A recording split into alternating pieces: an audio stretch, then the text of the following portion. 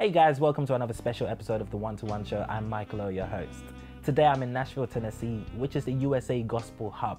And in just a few moments, I will be speaking with a 4-time Grammy Award winner whose songs have literally surpassed all racial and ethnic boundaries.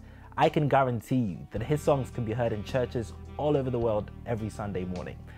He brought us hits like I'm a Friend of God, Trading My Sorrow, Alpha and Omega, and most recently, Jesus at the Center. If you know your stuff, you've caught on to the fact that I'm talking about none other than Israel Houghton.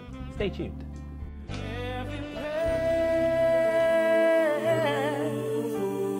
Waiting on the answer, only to discover He is near and He hears every prayer. For He has done great things, and I believe He's a God who always answers prayer.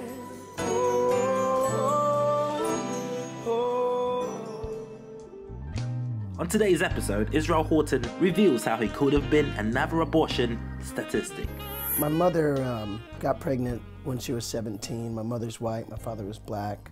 She had been doing drugs throughout her pregnancy, and when she was 8 months pregnant, she was basically told, you know, there are drugs in your system, you're considered an unfit mother, we're going to take your child away from you anyway, so you might as well give him up now. He also shares the mystery behind his deep passion for charity. For the last 41 years, I feel like I've been playing with house money. I should have never made it to day one. When I think of those who don't have a voice, when I think of these orphans I've held in my arms, and I think, you know, their mother disappeared. We don't know if she's alive. Their father disappeared to go work. We don't know if he's ever coming back. I waste more resources in an hour that could sustain this guy's life. Heard him say, there is an answer.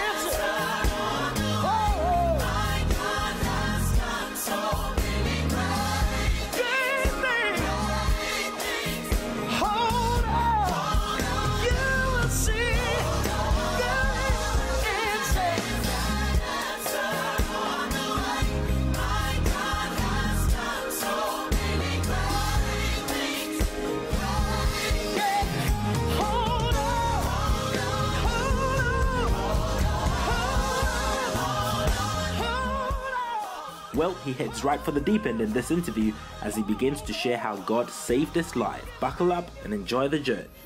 My mother got pregnant when she was 17. My mother's white, my father was black. There was They're not black and white anymore? My mother's still white. my father, my biological father, is deceased, but right.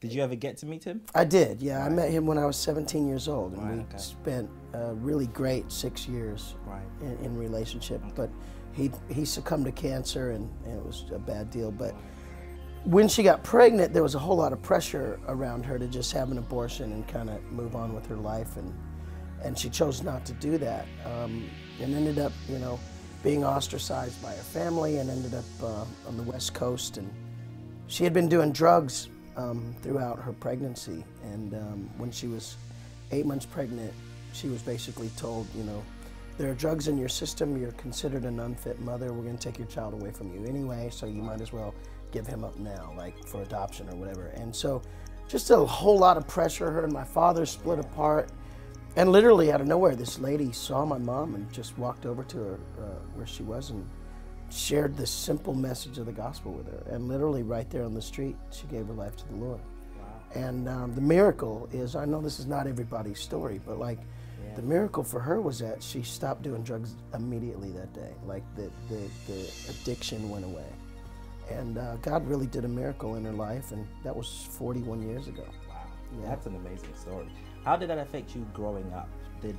How did you come to find your, because I've heard you say before, you know, how you felt like you were an accident when you were growing up. You know, how did you come to find your sense of purpose, as it were? Well, I think when you're young and you want to kind of fit in with everybody, you don't really embrace being different. You know, for me, I was a black kid in a white family in a Hispanic community, you know, so I felt very strange.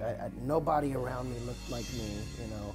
I was literally the only black kid I knew, you know, for years, most of my upbringing. So that was tough, you know. And of course, how did it affect me? It challenged me certainly, and it was tough at times. But I think the older I got, the more I realized this is not working against me. This is actually working for me. This is shaping my. Culturally, this is shaping me to be effective globally. Now, I didn't realize that in the moment, you know, but hindsight being what it is, you know, I thank God for the diversity of my upbringing and even the confusion of all of that. To be able to identify with people who are going, I feel like a misfit, I feel like an outcast, I feel like an accident, you know. You know, I was born out of wedlock, therefore, you know, certainly I must be an accident. I realized, no.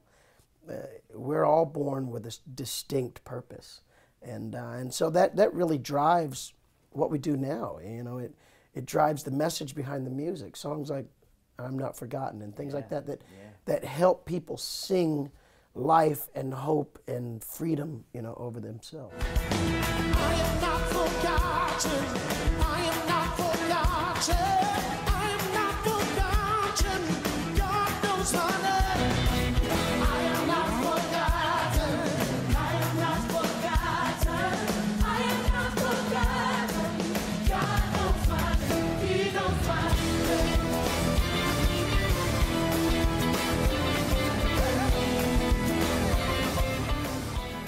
It's great to see, because I was going to say, you know, 1 minute we're seeing you at, you know, in Nigeria at the Experience to a predominantly black audience, and the next minute you're at, you know, Hillsong Church or Big Church Day Out to a predominantly white audience, and so you're pretty much able to go everywhere.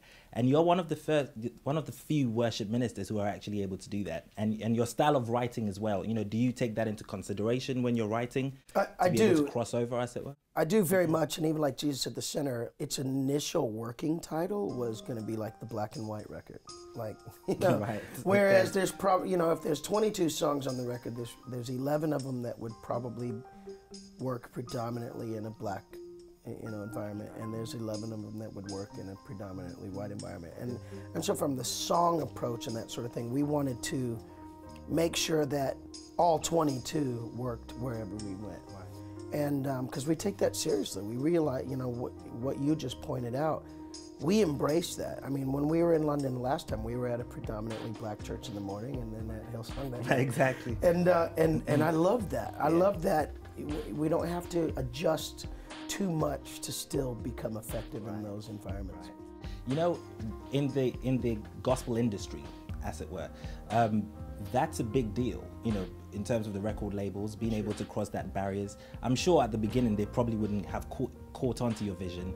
How were you able to break that barrier with the record labels? Well, it is quite funny that some of the same experts and people who said, that's not gonna work 10, 12 years ago are the same people who want to sign you, who I take meetings with now going, can you give us one of those songs for our artist? And you're sitting there going, man, it's more than a song. It's a state of mind. It's a position of your heart. This has to be something beyond style. There has to be something that says, I want to see people come together.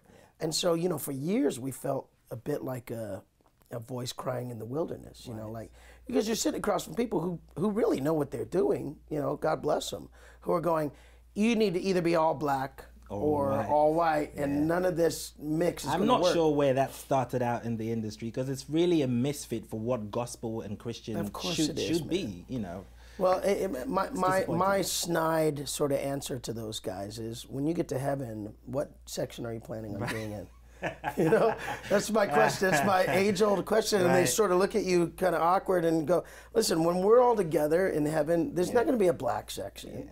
There's not going to be a box over here for the people that want it this way. Because worship was never about us. You know, worship is about Him. And God is the least particular about style and color and region and that sort of thing. He's far more interested in the position of our heart. Absolutely. And so we wanted to do kingdom heart worship that regardless of your background, regardless of your creed, regardless of your socioeconomic status, you could worship. And from my heart to the heavens, Jesus be the center. It's all about Yes, it's from my heart to the heavens. Jesus be the center, all about you. Yes, it's all about you. From my heart to the heavens. Jesus be the center, all about you. All about you, yeah. All about you. From my